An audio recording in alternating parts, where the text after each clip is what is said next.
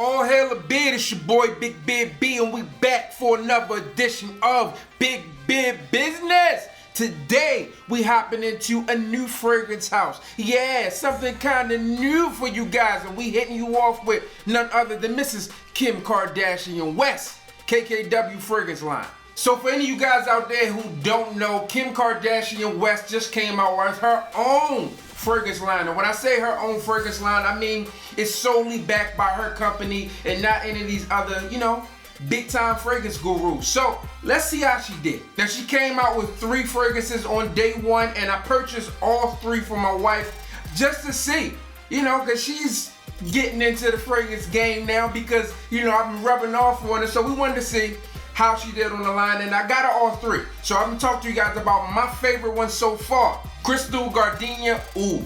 Alright guys, so here's your presentation for the KKW fragrance line. Each one of these comes in a... You really just threw my fucking box? Fuck the box. You guys don't know how much trouble I just got in for that, but I did it for you. Just know that, alright? Alright guys, and also inside the box, they give you these little crystals. I don't know if you guys want to see them, but it's crystals in all the boxes. Just take my word for it. So let's hop into these notes. On the note breakdown, we got patchouli, we got musk, we got amber, we got lavender, rose, and of course, you got oud. Now I know what many of you guys out there are thinking. We have another celebrity fragrance, so it must be lackluster. But no! See, I was pleasantly surprised when I got my nose on this fragrance. Now I actually think it was a bold move for Kim to come out with an oud-based fragrance, because when it comes to celebrity fragrances, we typically don't see that oud note in rotation. One, because it's hard to do, and if you fuck it up, it's over. So I was talking to my wife about the fragrance, and I was telling her how I was surprised that the oud note was so prominent in this one, but she explained that Kim Kardashian was Armenian, and when she said that, I'm like, oh, okay, well, the oud notes are dominant in the Middle East, so that would make perfect sense. Now, when I think about this fragrance, this one opens up to a boom, blast of bergamot and lavender before making its way for a bit of spice and floral notes. Now, I can definitely detect the oud in this one, but it's not a dirty oud. To me, this is a well-balanced blend of oud, spice, and sweetness. Now, when it dry down, to me, this one really comes to life. That's when the oud becomes more prominent and it really meshes well with the patchouli and amber. Now, I personally feel that even though this is, I guess, technically an indie release with designer prices, this is definitely niche quality juice. In my opinion, this one is kind of reminiscent to by Kilian's Oud Rose. They both mesh really well. I like how the oud is done in Kilian, and I love how the oud is done in this one. And I just realized I never showed y'all the bottle, so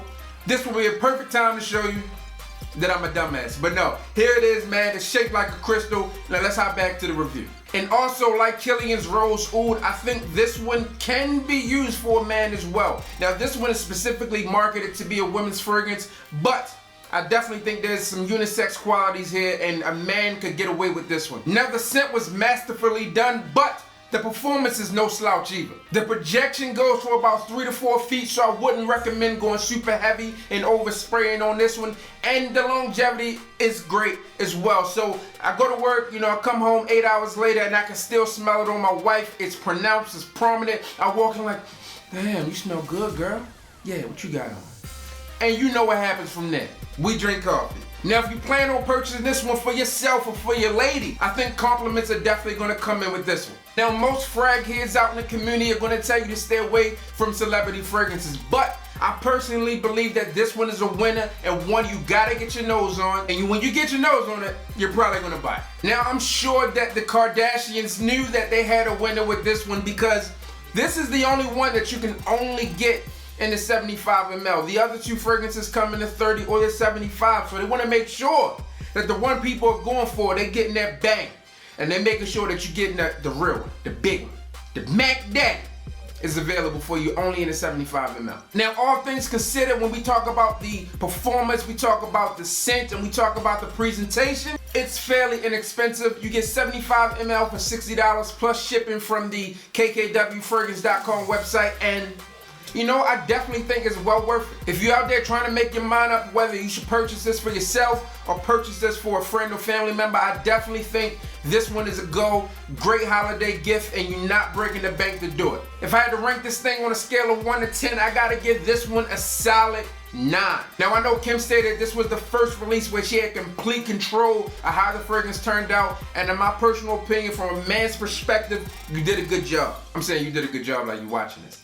If any of you out there interested in hearing about the Crystal Gardenia or the Crystal Gardenia citrus fragrance, let me know. Also, comment below and let me know what's your favorite oud-based fragrance. I'm your boy, Big Beard B. Don't forget to like, comment, subscribe, tell a friend, and we back again. And if you feel like Kim Kardashian, take a selfie of you hitting the goddamn bell.